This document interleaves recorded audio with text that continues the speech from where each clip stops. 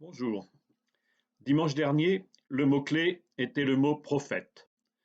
Pour le 15e dimanche ordinaire, le 11 juillet, la parole de Dieu nous tient dans la même ligne.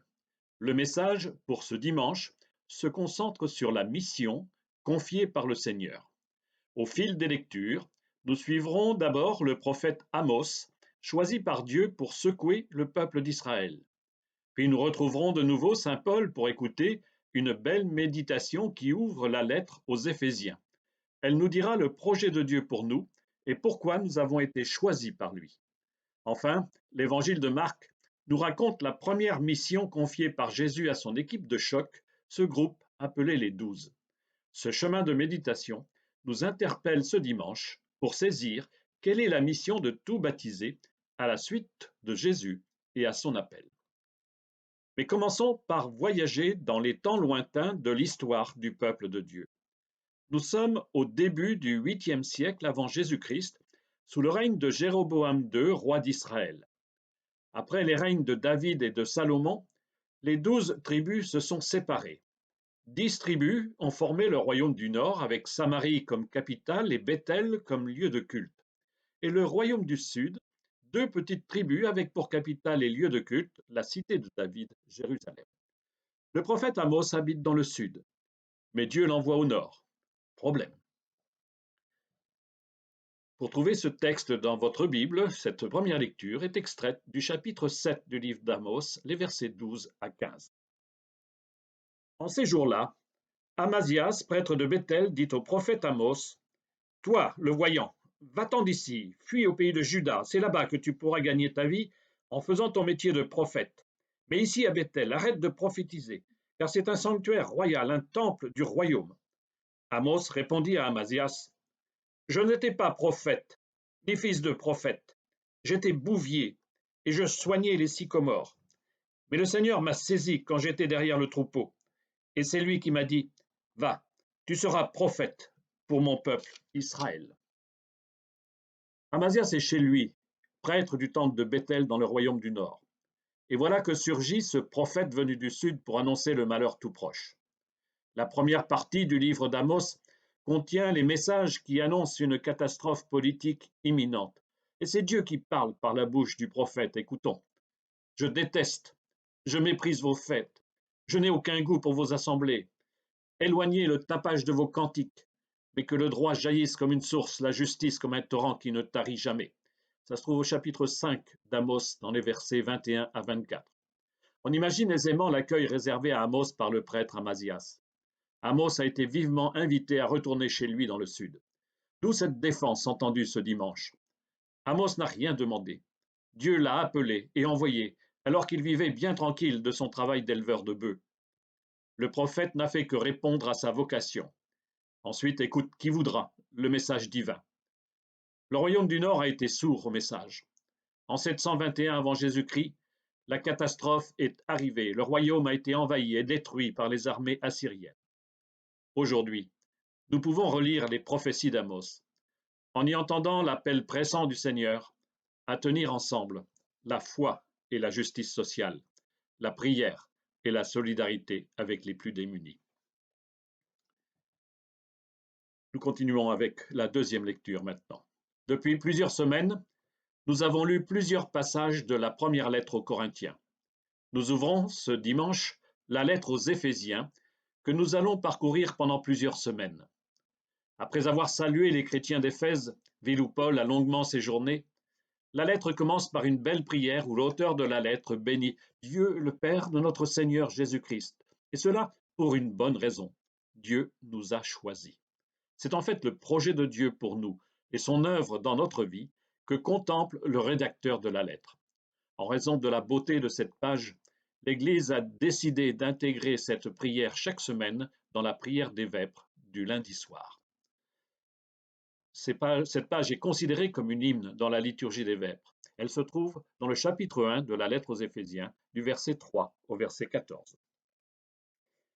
Béni soit Dieu, le Père de notre Seigneur Jésus-Christ. Il nous a bénis et comblés des bénédictions de l'Esprit au ciel dans le Christ. Il nous a choisis dans le Christ, avant la fondation du monde, pour que nous soyons saints immaculés devant lui dans l'amour. Il nous a prédestinés à être pour lui des fils adoptifs par Jésus le Christ. Ainsi il a voulu sa bonté à la louange de gloire de sa grâce, la grâce qu'il nous donne dans le Fils bien-aimé. En lui, par son sang, nous avons la rédemption, le pardon de nos fautes. C'est la richesse de la grâce que Dieu a fait déborder jusqu'à nous en toute intelligence et sagesse. Il nous dévoile ainsi le mystère de sa volonté, selon que sa bonté l'avait prévu dans le Christ, pour mener les temps à leur plénitude, récapituler toutes choses dans le Christ, celles du ciel et celles de la terre. En lui, nous sommes devenus le domaine particulier de Dieu. Nous y avons été prédestinés selon le projet de celui qui réalise tout ce qu'il a décidé. Il a voulu que nous vivions à la louange de sa gloire, nous qui avons d'avance espéré dans le Christ.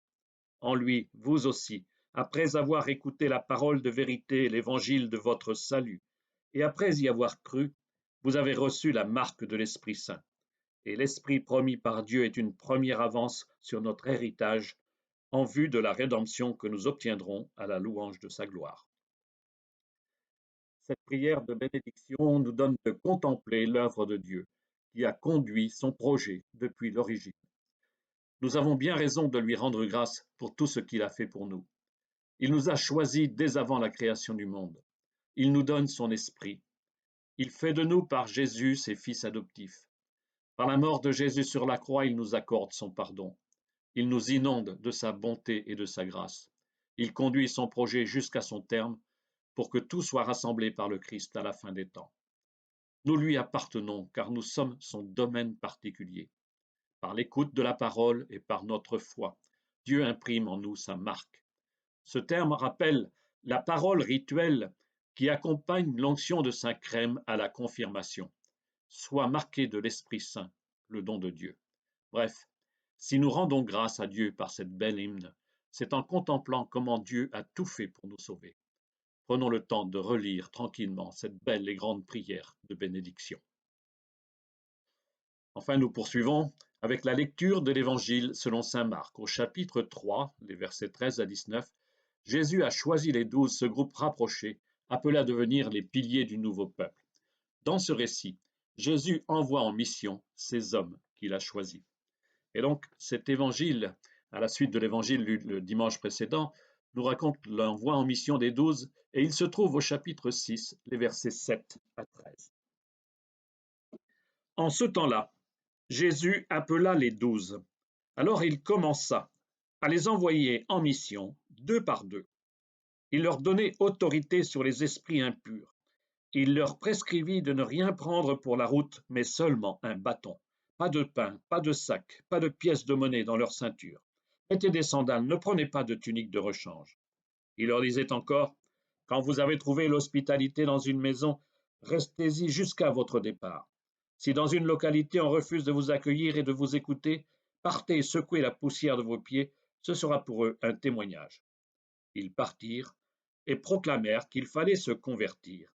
Ils expulsaient beaucoup de démons, faisaient des onctions d'huile à de nombreux malades et les guérissaient. Jésus a commencé par appeler les premiers disciples au chapitre 1, les versets 16 à 20. Puis parmi tous les disciples qui le suivent depuis le début, il en choisit 12, le même nombre que les tribus du peuple d'Israël. Et on sait leurs noms. Plus tard, ils deviendront apôtres, ce qui signifie envoyés en mission. Quelle est cette mission? Proclamer la bonne nouvelle et expulser les démons. C'est dit au chapitre 3, les versets 13 à 19. Et voilà venu le moment de passer à l'action. Ce premier envoi en mission, c'est comme un stage pratique, dont nous verrons le résultat un peu plus loin, dans le même chapitre, versets 30 et 31. On ne part jamais en mission tout seul, mais toujours deux par deux.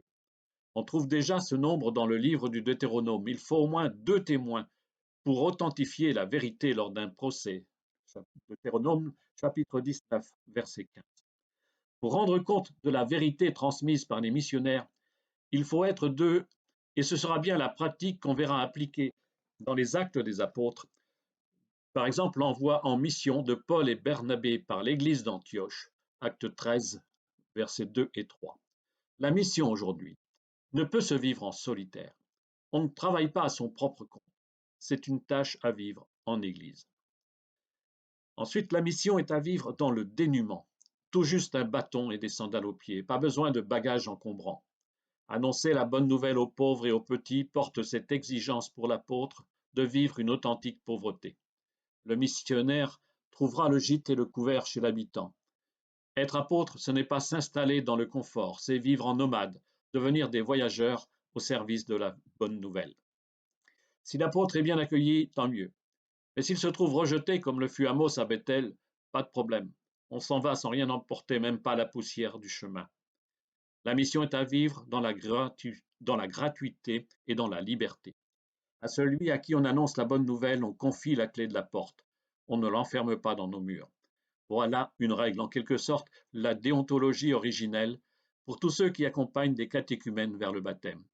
Devenir chrétien se vit dans la liberté d'adhérer au Christ. Déjà, Jean-Baptiste, qui préparait les cœurs à la venue du Messie, proclamait un baptême de conversion pour le pardon des péchés. Marc 1, verset 4. L'apôtre, qui annonce la bonne nouvelle de Jésus, appelle lui aussi à la conversion. Cet appel à changer de vie s'accompagne d'une double mission de guérison, libérer du mal et prendre soin des malades. Au début de l'évangile de Marc, on voit constamment Jésus chasser les esprits impurs et guérir les malades. Le même pouvoir, la même autorité est confiée aux 12. Cette mission préfigure celle des apôtres d'aujourd'hui dans les deux sacrements de guérison, le pardon des péchés et l'onction d'huile sur les malades.